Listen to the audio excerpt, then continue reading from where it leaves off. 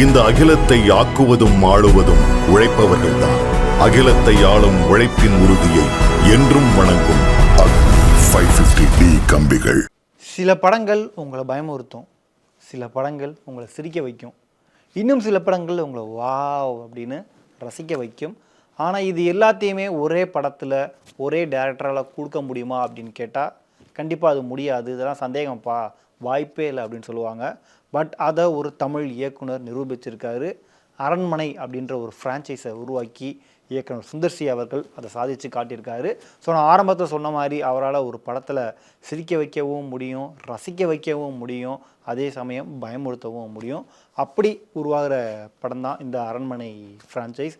So 3 பாகங்களை தொடர்ந்து இப்போ 4வது பாகமும் ரிலீஸ் ஆக போகுது.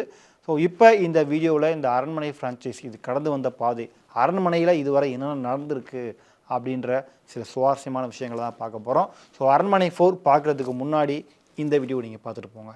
அரண்மனை 1 இது எங்கே ஆரம்பிக்குது அப்படின்னு பார்த்தீங்கன்னா 2014ஆம் ஆண்டு செப்டம்பர் 19ஆம் தேதி இந்த திரைப்படம் ரிலீஸ் ஆகுது. இந்த படத்தில் யார் யார் நடிச்சிருக்காங்க அப்படின்னு பார்த்தீங்கன்னா சுந்தர்சி, வினய், கதாநாயகிகளாக எங்கிட்ட ஒரு 3 பேர், ஹன்சிகா மோத்வானி, லக்ஷ்மி ராய், ஆண்ட்ரியா, காமெடிக்கு சந்தானம், அப்புறம் கோவை சார்லாம், மனோபாலா, இவங்க 2 பேர் டிஃபால்ட்டாக எல்லா படங்களுமே இருப்பாங்க. நெகட்டிவ் ஷேடில் சரவணன் அவர்கள் பார்த்திபன் படத்தில் நடித்தார் இல்லையா, ஸோ அவர் இந்த படத்தில் நெகட்டிவ் ஷேடில் நடிச்சிருக்காரு. படத்தில் கண்டிப்பாக அந்த பேய் வர்றதுக்கு ஒரு சாமியார் தேவைப்படுவார். ஸோ அந்த கேரக்டரில் கோட்டா சீனிவாசராவ் அவர் இந்த படத்தில் நடிச்சிருப்பார். பரத்வாஜ் இந்த படத்துக்கு இசையமைச்சிருப்பார். சுதர்சி தான் இந்த படத்தையும் டைரக்ட் பண்ணியிருப்பார்.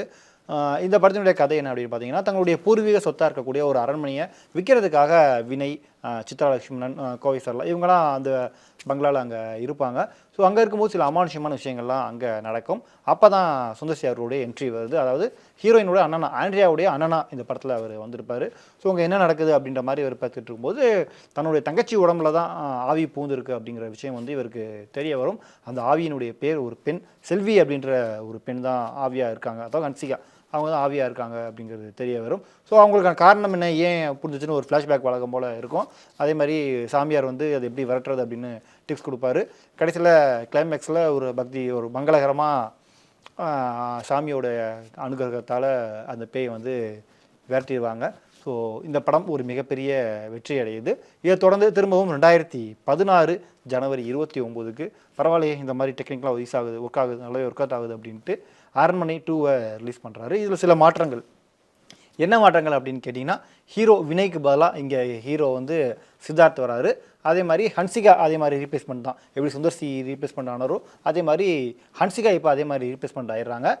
லக்ஷ்மி ராய்க்கும் ஆண்ட்ரியாவுக்கும் பதிலாக த்ரிஷாவும் பூனம் பாஜுவாவும் இதில் அழைக்கிறாங்க. அப்புறம் சந்தானத்துக்கு பதிலாக சூர்யா இதில் ஆட் பண்ணிக்கிறாங்க. கோவை சர்லா, மனோபாலா இவங்களாம் டிஃபால்ட்டாக அதே மாதிரி இருக்காங்க. நெகட்டிவ் ஷேடில், அதாவது இப்போ வில்லனாக நடிக்கிறதுக்கு வந்து போன படத்தில் சரவணன் நடிச்சிருப்பார், அவருக்கு பதிலாக இந்த படத்தில் வந்து ராதா ரவி அவர்கள் இதில் வராரு. அதே மாதிரி சாமியாராக ஒருத்தர் கண்டிப்பாக வேணும் இல்லையா பேயை விரட்டுறதுக்கு ஐடியா கொடுக்குறதுக்கு. ஸோ போன படத்தில் கோட்டா சீனிவாசராவ் அவர் நடிச்சிருப்பார். அதுக்கு பதிலாக இதில் ஆடுகளம் படத்தில் வந்த ஜெயபாலன் அவர்கள் அவர் இந்த படத்தில் நடிச்சிருப்பார். இந்த படத்துக்கு ஹிப்ஹாப் பாதி அவர்கள் இசை, போன படத்தில் பரத்வாஜ் பண்ணியிருப்பார். அந்த படத்துலையும் பாடல்கள்லாம் ஹிட் ஆச்சு. சதானத்துக்கே ஒரு சாங் கொடுத்துருப்பாங்க, பெட்ரூம் மார்க்ஸ் லைட்டே தான் வேணுமா அப்படின்ற மாதிரி. அதே மாதிரி ஹன்சிகாவுக்கு ஒரு ஃப்ளாஷ்பேக்கில் வரும்போது அவங்களுக்கு ஒரு இன்ட்ரோ சாங் இருக்கும், சொன்னது நீதானே அப்படின்னு. அந்த படம்லாம் சூப்பராக இருக்கும், பார்க்காதவங்க கேட்டுருங்க. ஸோ இப்போ பார்ட் 2ல் வந்து ஹிப்ஹாப் தமிழா அவர்களுடைய இசையில் இந்த பாட்டு. ஸோ வழக்கம் போல் ஒரு பேய் தீம் மாதிரி, ஒரு பார்ட்டி ஆஃப் தி பேய்ன்னு நினைக்கிறேன், அந்த மாதிரியான ஒரு பேய் பாட்டு ஒன்று வந்திருக்கும். இதில் அதே மாதிரி தான். இதில் கதை என்ன அப்படின்னு பார்த்தீங்கன்னா, ஓப்பனிங்கே பேயெல்லாம் அவுத்துடுறதுக்கு ஒரு மந்திரத்தை போடுவாங்க. அதை பார்த்தா பெரிய பேய் ஒன்று வெளியே வந்துடும். வெளியே வந்து டக்குன்னு அது அரண்மனைக்கு போகும். அங்கே ராதார வீரர்கள் இருப்பாங்க, அவங்கள அட்டாக் பண்ணும். அவர் கோமா ஸ்டேஜுக்கு போயிடுவார். ஐயோ அப்பாவுக்கு என்ன ஆச்சு அப்படின்னு பதறி போய் சுப்பு பஞ்சு, சித்தார்த்துக்கு நிச்சயமான ஒரு பொண்ணு தான் த்ரிஷா.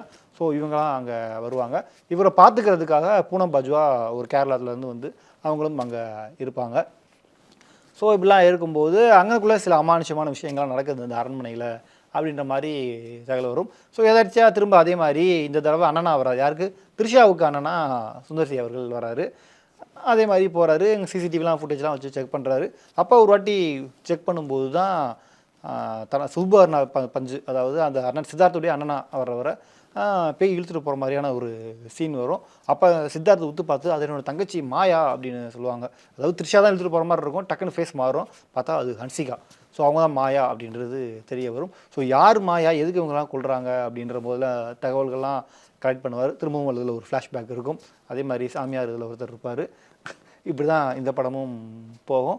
ஸோ இதில் வந்து வைபவம் சின்ன கேமியோ மாதிரி ஹன்சிகாவுக்கு பேரா வந்துட்டு போயிருப்பார். இந்த படம் கொஞ்சம் எமோஷ்னலாக சிலருக்கு கனெக்ட் ஆச்சு.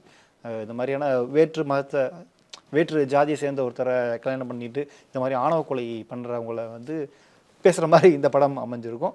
ஸோ இதுலேயும் அதே மாதிரி தான் எல்லா விஷயங்களும் நடக்கும். அவங்களுக்கு ஹாரர் வேணுமா ஹாரர் இருக்கும், சிரிப்பு வேணுமா சிரிப்பு இருக்கும், கிளாமர் வேணுமா கிளாமரும் இருக்கும்.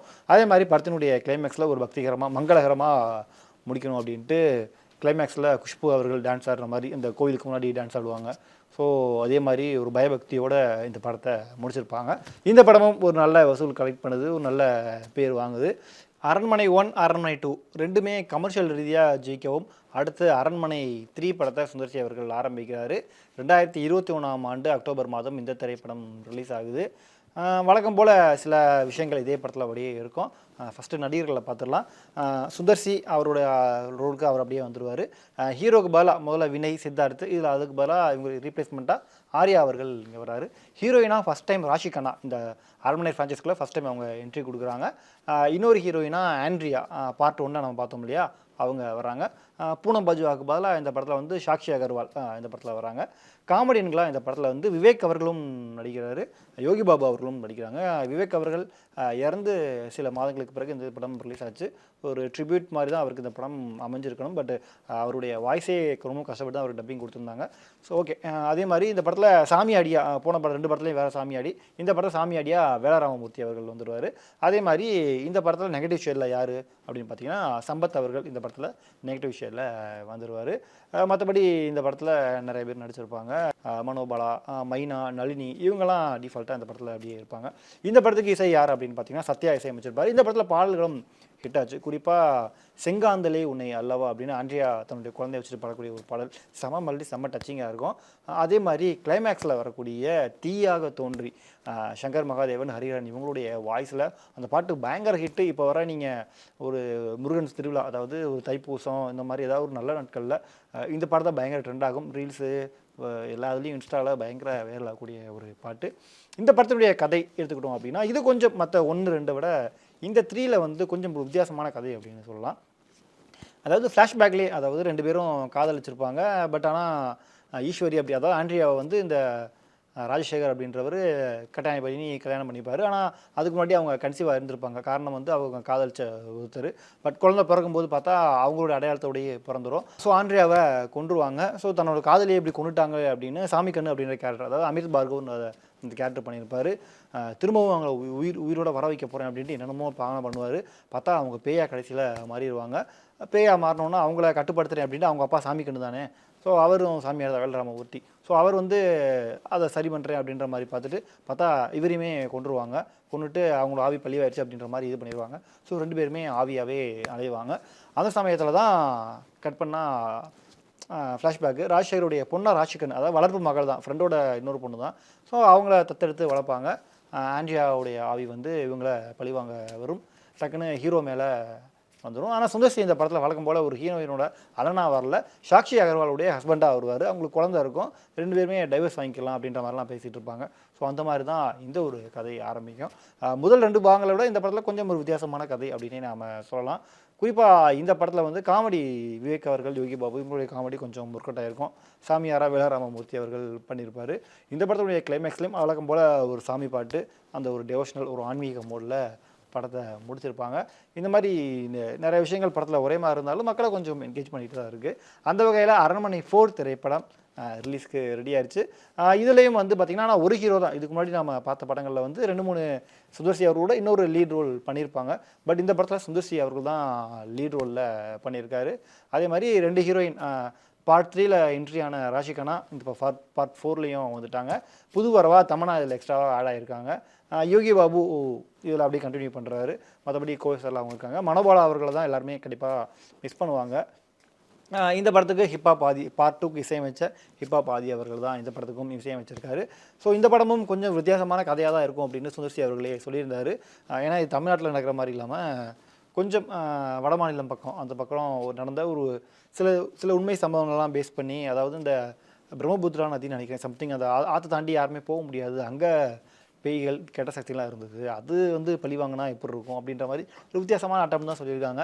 ஸோ அரண்மனை பார்ட் 4க்காக வெயிட் பண்ணுவோம், படம் ரிலீஸ் ஆக போகுது. ஸோ இவ்வளோ நேரம் இந்த வீடியோ பொறுமையாக பார்த்தோம், உங்களுக்கு நன்றி. இந்த அரண்மனை கிட்டத்தட்ட 1, 2, 3 பாகம் ரிலீஸ் ஆகிடுச்சு, 4வும் ரிலீஸ் ஆக போகுது. இந்த படங்களில் உங்களுடைய பெஸ்ட்டு, உங்களுடைய ஃபேவரட் படம்னா என்ன, ஃபேவரட் சாங்னா என்ன, இந்த அரண்மனை ஃப்ரான்ச்சைஸில் உங்களுக்கு ரொம்பவும் பிடிச்ச ஒரு விஷயம் என்ன, ஹாரரா இல்லை அதில் இருக்கக்கூடிய அழகான பேய்களா இல்லை காமெடியா அப்படிங்கிறத மறக்காமல் கீழே கமெண்ட் பண்ணிடுங்க. இந்த அகிலத்தை ஆக்குவதும் ஆளுவதும் உழைப்பவர்கள்தான். அகிலத்தை ஆளும் உழைப்பின் உறுதியை என்றும் வணங்கும் 550D கம்பிகள்.